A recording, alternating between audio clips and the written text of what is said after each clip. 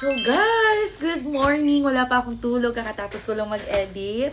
At guys, eto pinadala kagabi ni Ma'am V Apparel, si Ma'am Sweet Olive, kasi galing siya ng BKK. If you could still remember yung shinare ko na live during vacation niya sa Bangkok. Nag-ano siya, bumili siya ng mga damit doon, bags, sandals, and so on. Pero hindi ko na nahabol lahat ng mga live niya kasi may mga ginagawa din ako as of the moment. Sa first live niya lang, nakapanood ako and I was able to mine. Ayan. So, may na-mine tayong tatlo. At meron pa siyang mga available ata kahit napuno na yung mga bagahe niya, yung mga pinadala niya kasi meron kang choice. You can choose sea cargo or air. So of course, kapag mahilig ka mag-OOTD at may paggagamitan ka, you can choose air. Mostly air. And I'm so excited sa mga napili ko. Actually, kung marami na akong pera, mga mems. Diyos ko, parang binili ko na rin yung Thailand. Because when I was there also, halos wala din kami pagdating ni Bobby. Nakabili pa kami ng bagong maleta. Anyways, oh my God! Ang lalaki! Thank you, Ma'am Olive. Ayan, Ma'am Sweet. Hindi ko alam kung paano siya i-address. Ang ganda ng pangalan niya, Sweet Olive. This one is from Shada, Hayden, Thailand. So, Adika, Kapun ka. Ito yung unang suot niya, I think. Yeah, this one. And girl, napakasyala nito. I'll show you. Kasi, ang ganda niya na pagka-morena. Wow! Diyos ko, ang fabric, guys.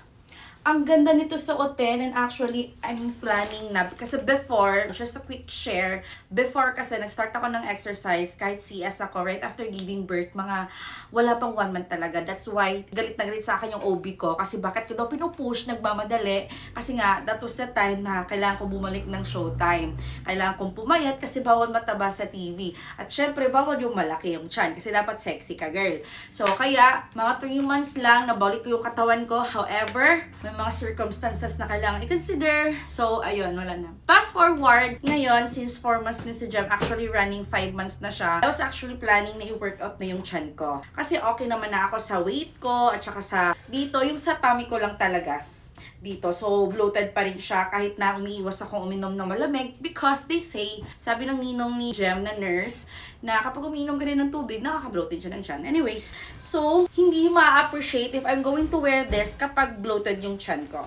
And, tamad na ako mag-binder, guys, kasi anong gawin kong binder? Nag-e-effect naman siya. However, nangangati kasi ako. And kapag nangati ako, baka magkakaroon ako ng stretch marks or what, or baka magka-allergy tayo or kagiron kung misaya, Diyos ko. So, ayoko na ganoon. So, naging muna ako as of the moment. So, ito yung, actually, may 3 kulay nito available, but this one, I find it elegant. This is the back portion. May pa-zipper siya.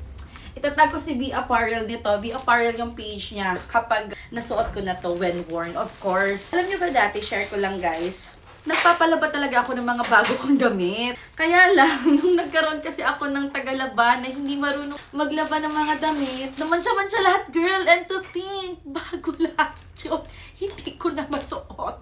So, yun yung excuse ko. Hindi yung excuse, yun yung reason ko. Minsan, pero pag Makati talaga, hindi ko siya sinusuot, hindi ko siya pinipilit. Most of the time, pinaplansya ko na lang yan. Pero si ate kasi na nani, marunong siya maglaba, magaling siya maglaba. So, wala akong problema. And this is the second one. Ito yung very shala-shala. Yung parang anak ka ng mayaman. This one. And ito yung pair niya. Ang ganda nito nung suot nito ng mannequin. Parang siyang pantulog na shala. Ganun yung atake niya. Basta super duper ganda nito. Hindi ko naman to imamain kung hindi, diba? Basta, mag-exercise pa kasi ako ngayon. So, I'm so excited to wear all of this. And the third one, Diyos ko, parang Ma'am Olive, Ma'am Sweet, parang gusto ko sumama sa'yo on your next flight. Huy! This one also, Diyos ko, na-miss nyo ba yung mga, top pa lang girl. Yung suot niya din ito, usually kung ano yung suot niya, ano kasi, merong ibang damit na hindi mo ma-appreciate kapag na-flex lang siya ng ganon. So, you need to wear it. Pero, syempre, it would really take some time. Pero talagang ma-effort si Ma'am Sweet during that time. Naku, ang ganda, girl. Tapos, eto, yayamanin talaga. And saktong-sakto, yung favorite kong bag, maroon din. Wala naman akong ibang bag. Ayan. Ganun siya. Basta makikita nyo to, yung mga when-worn ko, ipapakita ko sa inyong lahat. Of course, 3 lang naman to. So, abang-abang nyo lang kayo. At syempre, ipaplug ko ang V Apparel kung saan kayo pwedeng bumili. Or mag-aabang kapag pupunta siya ulit ng Thailand. Thank you, Ma'am Sweet! Ah! See you sa mga OOTD ko!